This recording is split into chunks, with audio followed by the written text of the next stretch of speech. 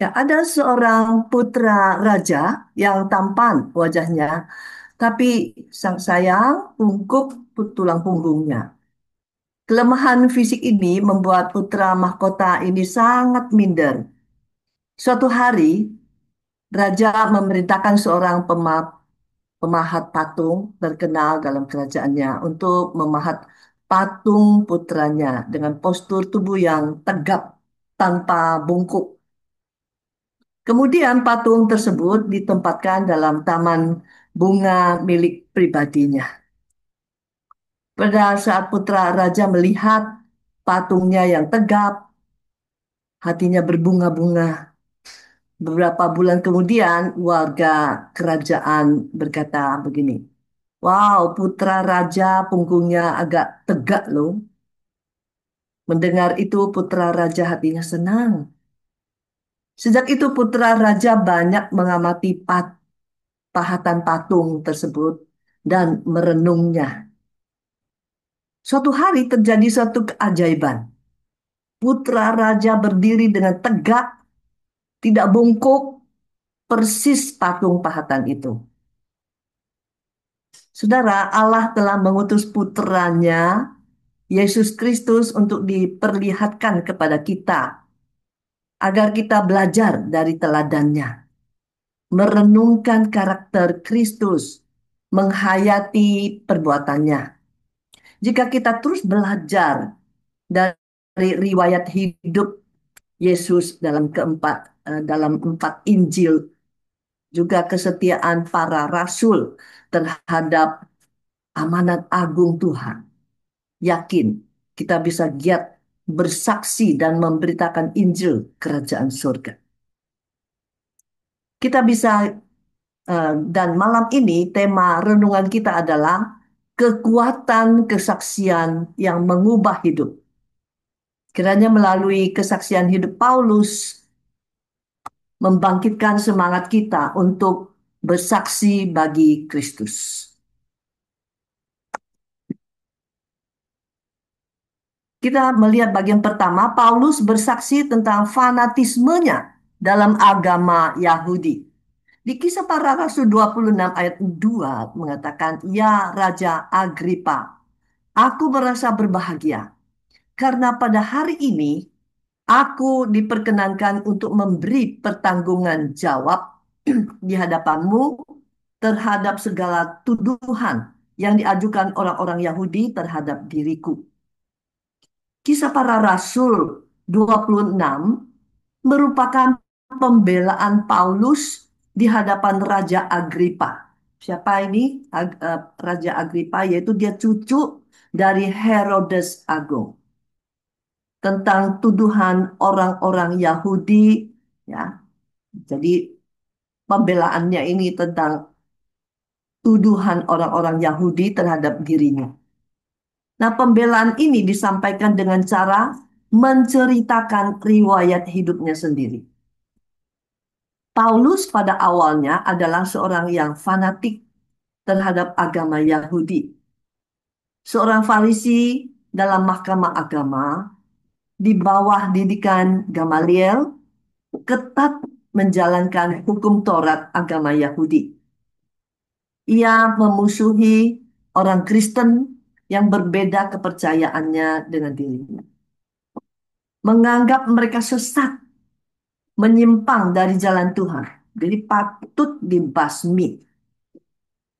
Tujuan Paulus menceritakan fanatismenya untuk menyatakan bahwa ia bukan secara membabi buta masuk ke Kristenan yang berakar pada Yudaisme.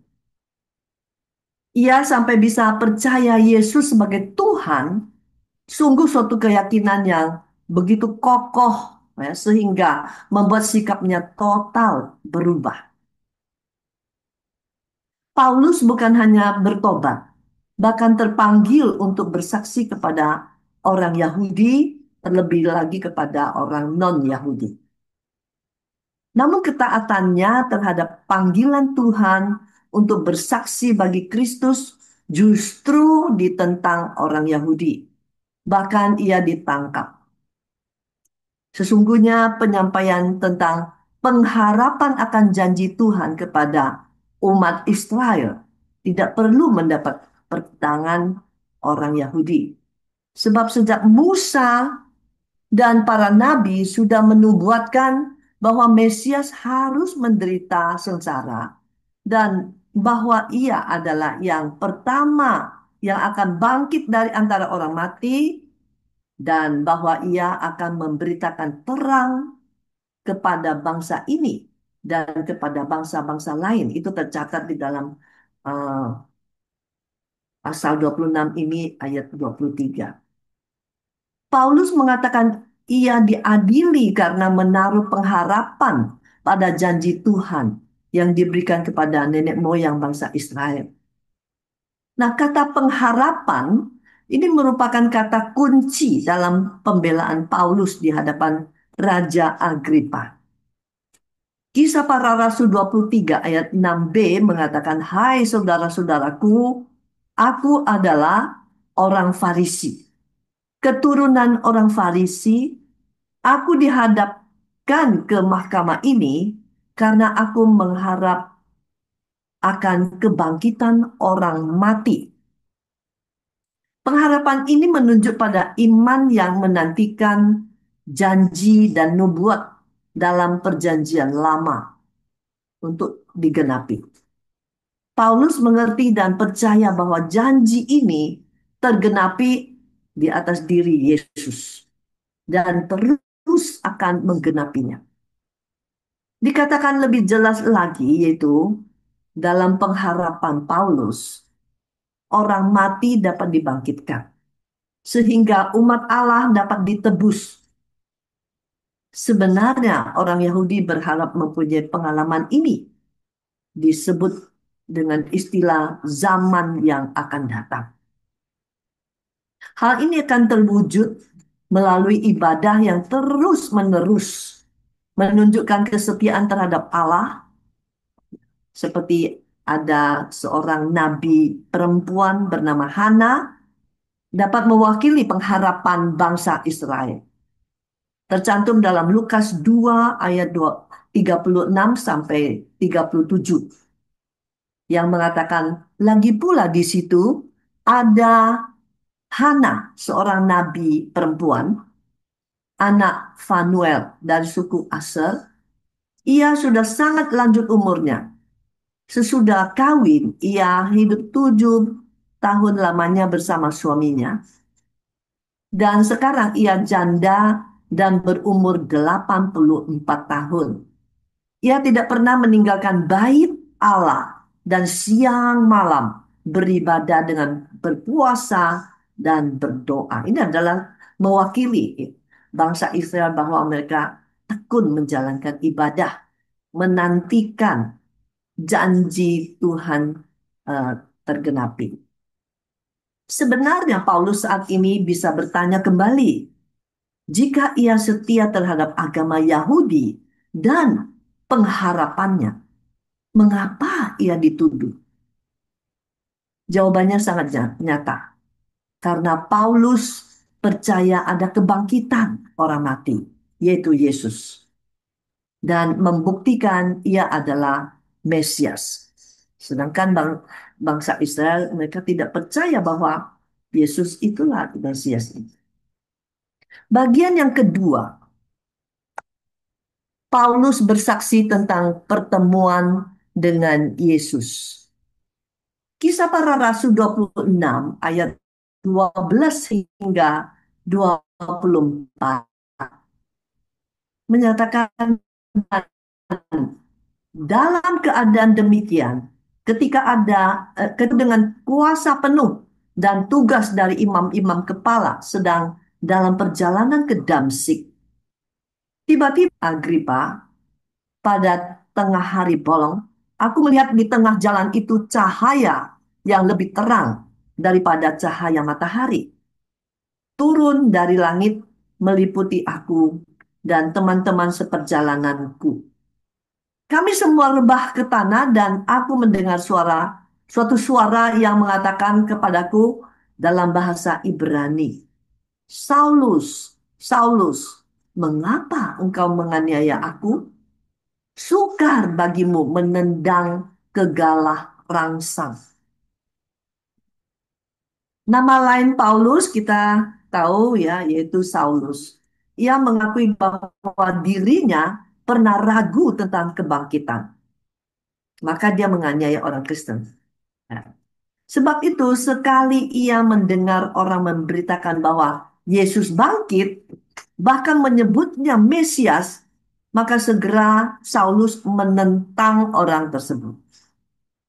Fanatismenya membuat Saulus merespon dengan keras terhadap orang yang memberitakan tentang kebangkitan Kristus. Ia menganiaya orang Kristen di Yerusalem, menyeret orang Kristen masuk penjara, bahkan menyetujui orang Kristen dibunuh. Seperti yang terjadi pada diri Stefanus. Ya, dia dirajam batu hingga mati. Dan Saulus merasa terorismenya tidak cukup hanya di Yerusalem. Ia mendapat surat kuasa dari imam besar dan majelis tua-tua untuk pergi ke Damsik, menangkap penganut-penganut Yesus, membawa mereka ke Yerusalem untuk dihukum. Ini tercantum di Kisah Para Rasul 22 ayat 5. Tetapi dalam perjalanan dekat Damsik, yaitu waktu tengah hari, tiba-tiba memancarlah cahaya yang menyilaukan dari langit, mengelilingi Saulus. Maka rebahlah dia ke tanah dan ia mendengar suara yang mengatakan, Saulus, Saulus, mengapakah engkau menganiaya aku? Saulus menjawab, siapakah engkau Tuhan? Kita perhatikan Paulus, dia langsung merasakan suara itu Tuhan. Suara itu menjawab, akulah Yesus, orang Nazaret yang kau aniaya itu. Wow, Saulus menyebut Yesus sebagai Tuhan. Berarti dalam hatinya ia telah meyakini Yesus adalah Allah. Jika Yesus berbicara kepadanya dari langit, ini membuktikan bahwa Yesus telah diangkat menjadi sama tinggi posisi dan kuasanya dengan Allah. Itu di Kisah Para Rasul 22 ayat 10. Nah, selanjutnya suara dari langit menyuruh Saulus bangun dan berdiri. Lalu mendelegasikan tugas kepada Saulus. Ini pasti udah dipadatkan ya, bagian ini. Ya. Jadi tidak menyebutkan dia harus ketemu dengan siapa di Damsik dan sebagainya.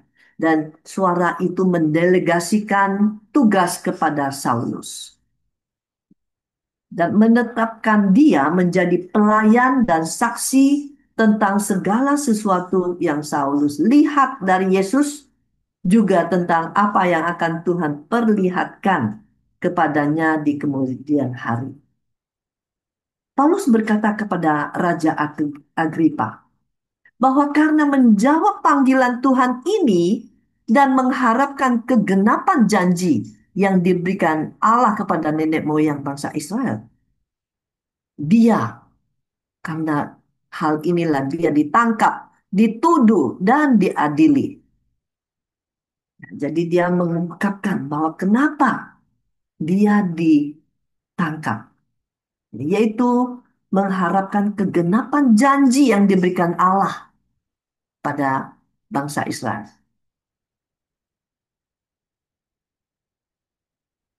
Kita melihat bagian yang ketiga. Paulus bersaksi tentang Injil yang membebaskan orang dari kegelapan dan kuasa iblis. Kisah Para Rasul 26, 17 sampai 18 mengatakan, saya akan membacakan, aku akan mengasingkan engkau dari bangsa ini dan dari bangsa-bangsa lain. Dan aku akan mengutus engkau kepada mereka. untuk membuka mata mereka, supaya mereka berbalik dari kegelapan kepada terang dan dari kuasa iblis kepada Allah, supaya mereka oleh iman mereka kepadaku memperoleh pengampunan dosa dan mendapat bagian dalam apa yang ditentukan untuk orang-orang yang dikuduskan. Paulus karena dalam penglihatan bertemu dengan Yesus, dengan demikian telah membuka lembaran baru dalam hidupnya. Ia taat akan panggilan Tuhan. Dia tidak ada apa berdebat apalagi ya, tetapi dia taat. Ia memberitakan Injil pertobatan dan menginginkan orang menghasilkan buah-buah yang sesuai dengan pertobatan. Kalau kita lihat eh, apa yang dilakukan Paulus ini, ada kemiripan dengan Yohanes Pembaptis ya, memberitakan tentang Injil pertobatan dan mengharapkan orang menghasilkan buah-buah yang sesuai dengan pertobatan. Nah, seperti yang tercantum dalam Lukas 3 ayat 8 di sini mengatakan, "Jadi hasilkanlah buah-buah yang sesuai dengan pertobatan. Dan janganlah berpikir dalam hatimu, Abraham adalah bapa kami, karena aku berkata kepadamu, Allah dapat menjadikan anak-anak bagi Abraham dari batu-batu ini." Kita melihat misi Paulus. Misi Paulus adalah em, dia membuka mata rohani orang supaya mereka berbalik dari kegelapan kepada terang. Jadi waktu kita memenangkan jiwa, sebetulnya kita membuat orang ya, keluar dari kegelapan, masuk ke dalam terang.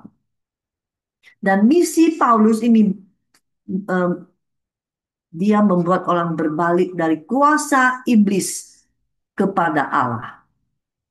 Juga memperoleh pengampunan dosa.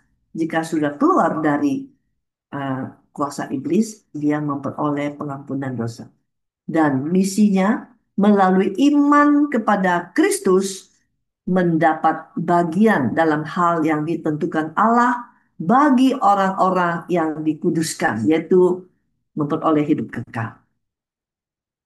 Kita melihat menjelang akhir dari kesaksian Paulus, Festus, siapa dia? Festus yaitu gubernur daerah Yudea yang menghantar Paulus ke pengadilan ini. Ya, si Festus ini mendengar cerita panjang dari Paulus yang tidak henti-hentinya. Festus dia uh, memutuskan, ya, memotong kesaksian Paulus dengan suara keras dan mengatai Paulus gila. Ya, Paulus, kamu gila dengan ilmu kamu yang banyak ini, kamu jadi gila sehingga cerita seperti ini. Saat kita memberitakan Injil ya, seringkali juga ada respon orang yang negatif. Ya, kita melihat seperti yang Paulus lakukan. Tapi kita tidak perlu khawatir. Nah, kita tidak perlu takut ataupun kita mundur. Ya, Injil jika kita sudah jelas memberitakannya, eh, Roh Allah akan bekerja menggerakkan hati orang untuk percaya. Kita melihat Paulus memberi respon. Mendengar Festus mengatai dia gila, ya, Paulus memberi respon. Ia mengatakan dirinya tidak gila. Ya. Ia memberitakan kebenaran dengan pikiran yang sehat. Bahkan ia mengatakan raja juga tahu tentang segala perkara ini. Sebab itu ia berani berbicara terus terang kepadanya. Perkara ini tidak terjadi di tempat yang terpencil atau tersembunyi. Boleh dikatakan em, Raja Agripa ini ya tahu ya, sebelum sebelum Paulus ceritakan ini semua klop ya dengan apa yang dikatakan. Nah, lebih maju lagi Paulus bertanya kepada Agripa, apakah raja percaya kepada nabi? Mendengar itu, raja segera sadar bahwa ia diperhadapkan pada pertanyaan yang maju salah, mundur salah. Gimana ia harus menjawab? Ya. Kalau jawab iya, itu berarti raja seharusnya udah kamu percaya Yesus Yesuslah Mesias. Kalau kamu bilang iya. Jika mengatakan tidak percaya Nabi, mana mungkin seorang Yahudi yang saleh tidak percaya kepada Nabi? Maka dengan jawaban yang diplomatis dan berusaha untuk mengelak, Raja Agripa berkata, hampir-hampir saja kau yakinkan aku menjadi orang Kristen. Kata Paulus, aku mau berdoa kepada Allah supaya segera atau lama-kelamaan bukan hanya engkau saja, tetapi semua orang lain yang hadir di sini dan yang mendengarkan perkataanku menjadi sama seperti aku, menjadi sama percaya artinya ya. Jadi berbalik dari eh, tidak percaya menjadi percaya. Nah, kata-kata Paulus penuh keberanian, tidak sungkan-sungkan, dan tidak malu yang memberitakan Injil. Ia sungguh mempraktikkan apa yang dia katakan dalam 2 Timotius 1 ayat 8. Ya, saya ingin kita bacakan nanti ada satu ayat ya. Jadi kita melihat bahwa 2 Timotius 1 ayat 8 saya bacakan. Jadi janganlah malu bersaksi tentang Tuhan kita. Dan janganlah malu karena aku. Seorang hukuman karena dia. Melainkan ikutlah menderita bagi Injilnya oleh kekuatan Allah. Kita patut meneladani Paulus. Ambisi untuk memenangkan jiwa-jiwa itu begitu besar. Terang-terangan ia mengatakan, bukan saja berharap raja menjadi percaya, bahkan berharap semua orang yang hadir mendengarkan kesaksiannya juga ikut percaya. Ya, jadi ambisinya besar. Paulus memberitakan Kristus memakai metode kesaksian pribadinya. Pengalaman hidup membuat orang tidak dapat membantahnya. Ya, sangat efektif dan mendorong orang beriman kepada Tuhan. Kiranya hati kita mau taat kepada amanat Tuhan untuk memberitakan Injil. Untuk menutup renungan kita ini, kita sama-sama membaca 2 Timotius. Apakah eh, saudara bisa membukanya? 2 Timotius 4 ayat 2 hingga 4. Saya minta seorang membacakan buat kita ya. Bisa saya minta Kak Wahyu 2 Timotius 4 ayat 2 hingga 4. 2 Timotius 4 ayat 2 sampai dengan ayatnya yang ke ayat 1 sampai ayat 2. 2 sampai 4. 2 sampai 4. Beritakanlah firman, siap sedialah baik atau tidak baik waktunya. Nyatakanlah apa yang salah, tegurlah dan nasihatilah dengan segala kesabaran dan Hmm. pengajaran, karena akan datang waktunya orang tidak dapat lagi menerima ajaran sehat. Hmm. Tapi mereka akan mengumpulkan guru-guru menurut kehendaknya untuk memuaskan keinginan telinganya. Mereka akan memalingkan telinganya dari kebenaran dan membukanya bagi dongeng. Ya, terima kasih. Jadi kita melihat baik atau tidak baik waktunya seharusnya kita memberitakan Injil. Sekarang pintu Injil masih terbuka ya di Indonesia, belum ada larangan. Jadi kiranya kita mempunyai semangat ya, semangat yang berkobar-kobar untuk memberitakan Injil. Nih, bulan ini, bulan Oktober ini banyak kita membicarakan tentang pengabaran Injil. Kiranya amanat agung Tuhan bisa kita laksanakan eh, bersama. Ya. Apalagi terpampang di dalam gedung gereja kita. Pergi ke seluruh bumi memberitakan Injil. Amin. Kita berdoa minta pendeta, pendeta Robert untuk tutup dalam doa.